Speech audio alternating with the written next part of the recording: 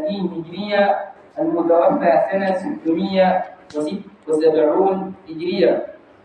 فحفظ القرآن وهو صغير في السن، ثم بعد ذلك توجه ليطلب الحديث وغيرها من العلوم النافعة، وعاش يعني 45 سنة.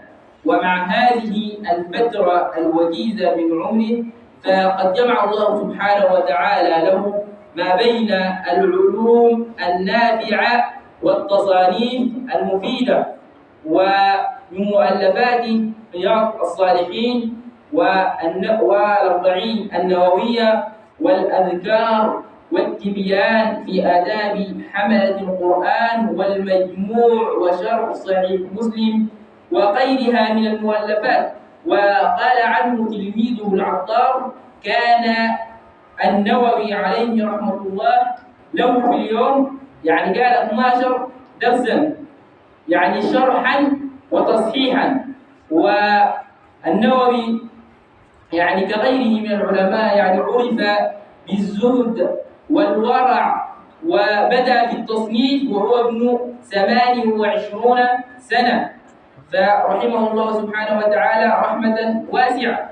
فبهذا الحديث يقول النبي صلى الله عليه وسلم فيه: من أحدث في أمرنا هذا ما ليس منه فهو رد.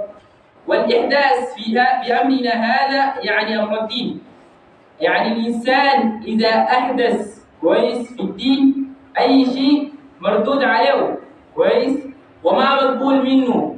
وجاء في حديث الذي هو عند مسلم من حديث علي بن أبي طالب رضي الله عنه قال: إن الزول البآوي المحدث وكذا ملعون ومطرود من رحمة الله. قال: لعن الله من ذبح لغير الله، ولعن الله من لعن والديه، ولعن الله من آوى محدثا. والمحدثات في بلاد السودان كثيرة، حدث ولا حرج. الناس أحدثت بدع كويس في الدين وزادوا في الدين بغير دليل، والأصل في العبادات المنع أو التوقيف إلا بدليل. يعني الناس بقت تعمل الموالد وبتجيب أذكار كويس من عنده. مثلا عندك واحد يعني جاب قال سورة الفاتحة دي تعدل قال يعني أفضل من القرآن ب6000 مرة كويس، يعني جابوا زيادات في الدين كثيرة مرة واحدة. وإنت الواجب على المسلم أن يتبع النبي صلى الله عليه وسلم. أنت بتحب النبي عليه الصلاة والسلام فبتتبعه كويس وبتتبع سنته وطريقته كويس.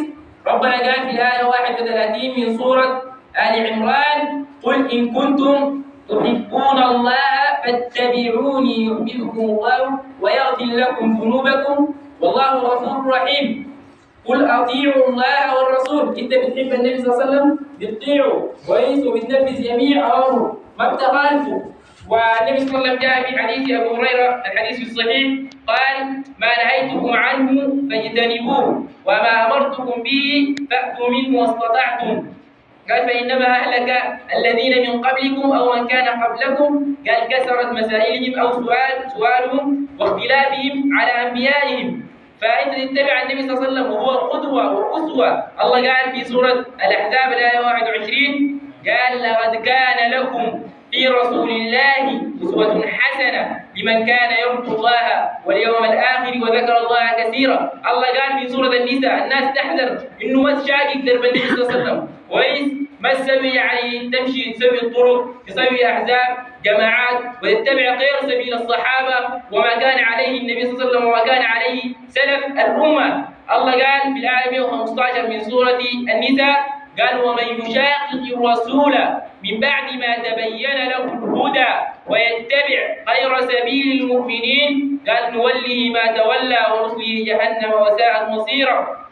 والإنسان في طاعة النبي صلى الله عليه وسلم فيها الهداية. قال ربنا قال في سورة النور: إن تطيعوه تهتدوا وما على الرسول إلا البلاغ المبين. الله قال في سورة النساء: ومن يطيع الرسول فقد أطاع الله ومن تولى إلى آخر الآية. فالنبي صلى الله عليه وسلم دعوته كانت هي يعني شنو؟ للتوحيد، ومن لدن يعني نوح عليه الصلاة والسلام لغاية النبي صلى الله عليه وسلم كان بدعو للتوحيد. والنبي صلى الله عليه وسلم أعظم ما أمر به وأمر به الله سبحانه وتعالى هو التوحيد، وهو إفراد الله سبحانه وتعالى بالعبادة وعدم الإشراك به شيئا، وهي الغاية التي خلق الله سبحانه وتعالى من أجلها الجن والإنس. ربنا يعني خلقنا وما تركنا هملا أو سدى، وإنما ولم يخلقنا عبثا، وإنما أرسل إلينا الرسل بالآيات البينات والسنن الواضحات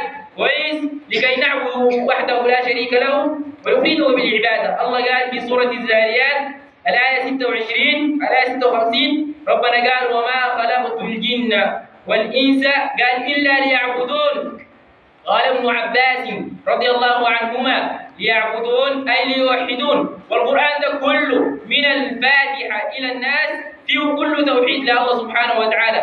إذا مسكت سورة البقرة أول نداء لكل الناس ربنا قال الآية 21 قال يا أيها الناس اعبدوا ربكم الذي خلقكم والذين من قبلكم لعلكم تتقون. أمشي قدام ربنا سبحانه وتعالى قال في سورة آل عمران قل يا أهل الكتاب تعالوا إلى كلمة سواء بيننا وبينكم قال ألا نعبد إلا الله ولا نشرك به شيئا. والله قال بعدها في سورة النساء واعبدوا الله ولا تشركوا به شيئا وبالوالدين إحسانا. الله قال وقضى ربك الآيات كثيرة إنه تقول يعني توري الناس يعبدوا الله، ما يصرف العبادات حق الله لعباد الله، إذا صرفتها لعبد الله تكون أشركت بالله سبحانه وتعالى. واليوم في مجتمعنا السوداني الليلة يعني كثير من الناس عبادة الدعاء دي من أعظم العبادات يصرفوها لغير الله سبحانه وتعالى، ينادوا في الميتين وأصحاب القباب والأضرحة وغيرهم.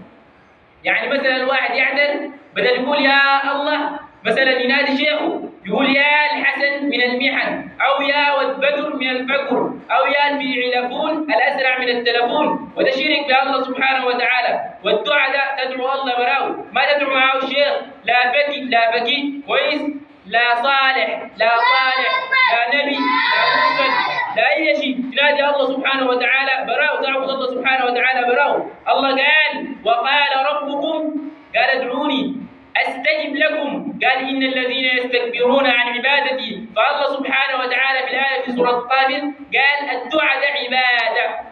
ومن قال وقال ربكم ادعوني أستجب لكم إن الذين يستكبرون قال عن عبادتي سيدخلون جهنم داخرين. وجاء في الحديث الذي هو عند الترمذي من حديث النعمان بن بشير رضي الله عنهما قال رسول الله صلى الله عليه وسلم الدعاء هو العبادة، فإنت كم ناديت الرسول عليه الصلاة والسلام بكون أشركت بالله سبحانه وتعالى. والرسول ذاته ما قال لك ادعوني، جاء في حديث ابن عباس قال إذا سألت فاسأل الله، ما قال لك اسألني أنا. وفي ناس كثيرة بدعوا الليل الميتين، فانت قم دعيت النبي صلى الله عليه وسلم ذات الموت ما بسمعوك كويس. ربنا قال إنك يخاطب النبي صلى الله عليه وسلم إنك يا محمد قال لا تسمع الموتى ولا تسمع الصم الدعاء قال إذا ولوا مدبرين وما أنت بهادي العمي عن ضلالتهم قال إن تسمع إلا من يؤمن بآياتنا فهم مسلمون. وقال تعالى انت كم دعيت الميت، ربنا قال في سوره فاطر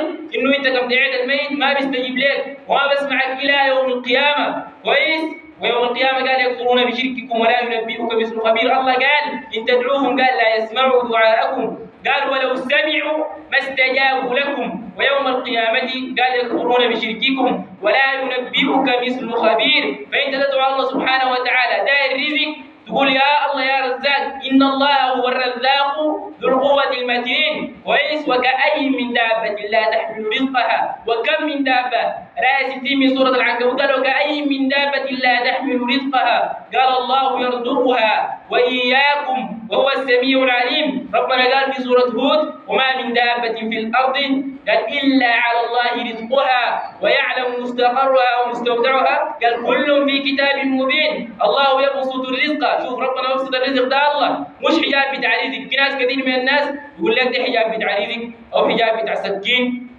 كويس، أو الحجاب ده يعني حجاب بتاع عقرب أو حجاب بتاع طلقة، كله ده ما بحميك. الله سبحانه وتعالى قال وإن يمسسك الله بضر فلا كاشف له إلا هو وإن يمسسك بخير فهو على كل شيء قدير. اتوكل على الله سبحانه وتعالى، ما تتوكل على حجاب ولا تتوكل على تميمة، كويس؟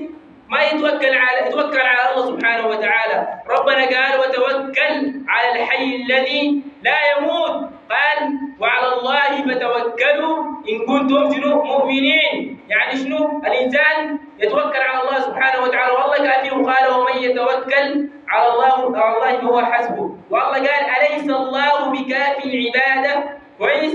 أو عبده في بعض القراءات، قراءة حمزة، يعني شنو؟ الله كافيك، كويس؟ كيف بتنادي المخلوق؟ وبتنادي مخلوق زيك، ياكل زيك، يشرب زيك، كيف تناديه مع الله سبحانه وتعالى؟ ويقول لك الشيخ ايضا كذلك، يعني الشيخ يدي الجنة وغيره، وانه الشيخ بيجيب الرائحه، والشيخ يعني يحوط البيت وكذا، كله ده من الشرك بالله سبحانه وتعالى. يقول لك الشيخ ده يعني يعلم الغيب وغير ذلك، والله قال قل لا يعلم من في السماوات والارض الغيب الا الله، قالوا ما يشعرون ايام يبعثون.